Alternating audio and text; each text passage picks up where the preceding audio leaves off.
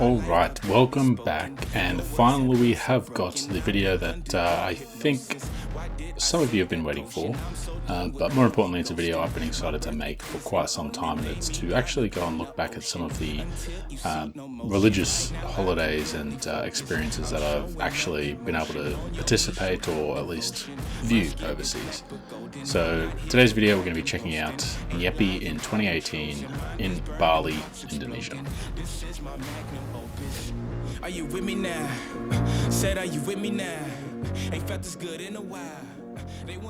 Alright, so we've had a sneak peek there of what we can look forward to later in the video, but first, just to give a bit of context, Bali, for those of you that may not be super familiar with it, it's a pretty popular holiday destination under normal circumstances, particularly for people in Australia because of its close proximity. It's about a 6-hour flight, and it is a heavily tourist focused destination in some of the built up areas such as Seminyak, which is what we're seeing here. It has a reputation sometimes as not being the most cultural holiday destination, but I firmly believe that really depends on who you are as a traveller and how you like to explore and how you like to interact with countries when you do visit them.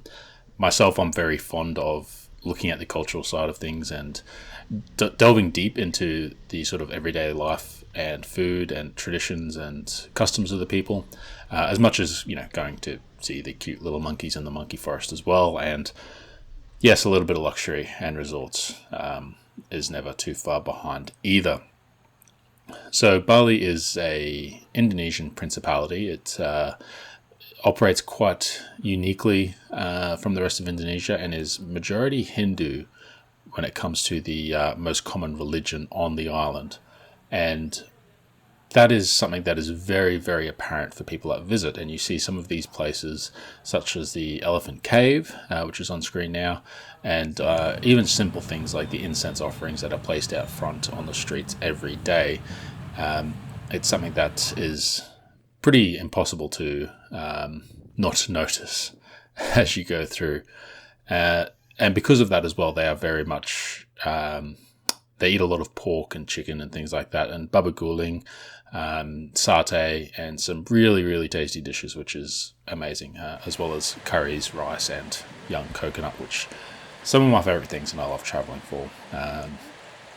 But the island as well, it goes from coastline into mountainous areas such as this rice paddy field, and it is absolutely spectacular and a place I highly recommend. Now, one thing that I wanted to look at these videos specifically about was to have a look at a religion, but from an outsider's point of view, because it's very easy to be caught up within the details of things that we grew up with or things that are common in our culture. And by looking at different cultures, it can be sometimes easier to see what makes them,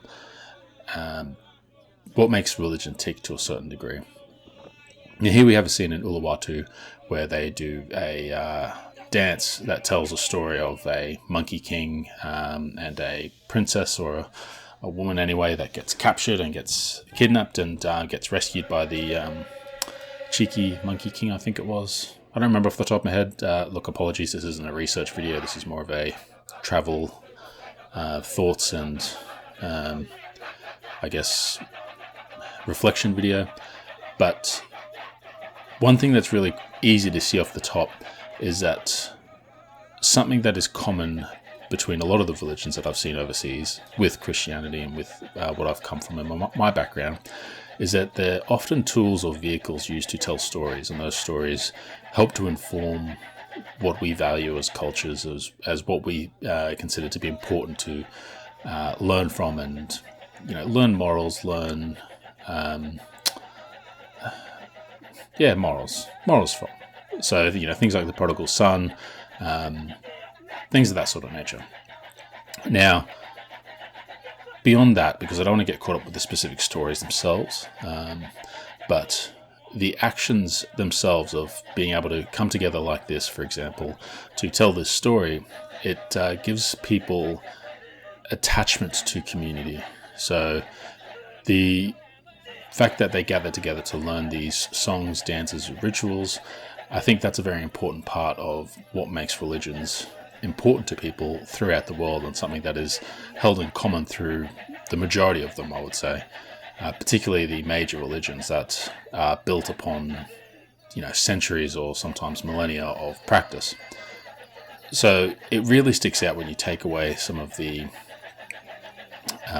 things that we take for granted in a Western Christian or Christianized countries, not Christian countries, that people try to claim all the value and all the good that religion provides is because of the spiritual, or because of the supernatural properties that, their texts or their doctrine claims. Now, for me, I think it's the ritual and the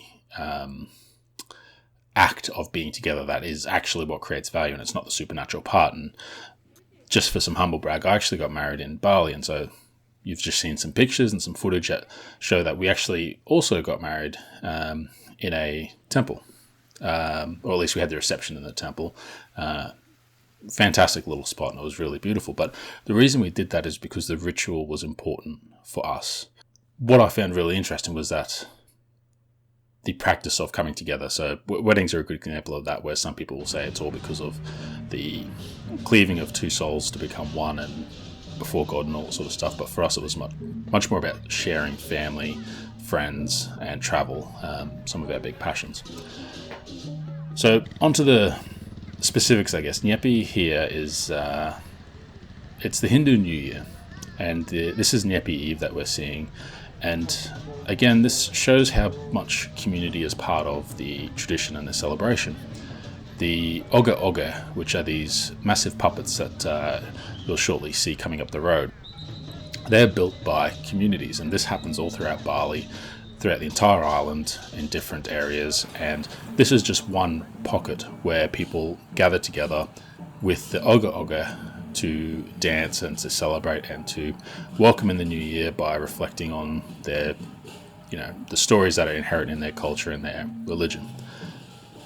But the nature of those statues, the amount of work that goes into them, the amount of community, the amount of time spent together, that to me is the powerful part. The fact that this is a time of year that the community itself has to be cohesive in order to achieve all this. To be very blunt, I'm not putting this up on a pedestal to say, hey, look, this solves all the problems. No culture is perfect. No culture is without criticism that can be levied at the way they treat each other. But what I'm trying to do is to look at what is specifically shared in these religions. And so you think of things like the current Easter weekend, where Christians would come together and celebrate. And the benefit in that is not the fact that they're celebrating the claimed resurrection of Jesus. The benefit they would get out of it is the fact that it's time that people spend together consistently, and that's what's good about it. It's not the religion, it's the humanity that we share. And that's part of what I wanted to focus on in this series, because as we go through a couple more, I've still got some footage from Thailand and Japan that I want to use in this series. We see that I think the most powerful parts are where humans are sharing life, they're sharing experiences, they're sharing their feelings, and that's what gives power to religion. So you think of all those studies that claim to find links between contentness or happiness and religiosity. It's these connecting events, I think, that are the glue that makes that possible.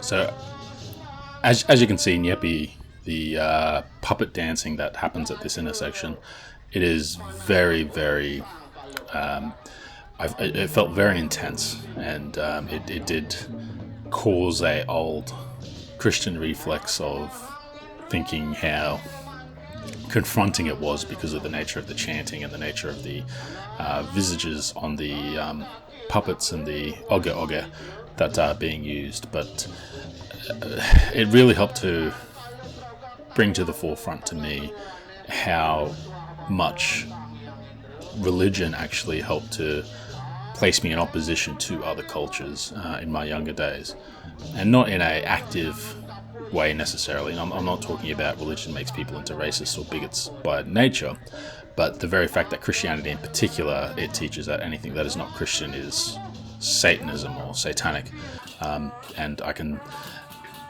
empathize with someone that does have a genuine conviction in the Bible, how these images would be confronting to them and how they would very easily be able to dehumanize or to devalue this actual ceremony and the coming together of people, which ironically is very similar to the Christian Easter and Christmas, where it is more about the people and it is more about coming together. And so here, obviously there's lots of tourists, but you can also see all the locals that are part of the ceremony here.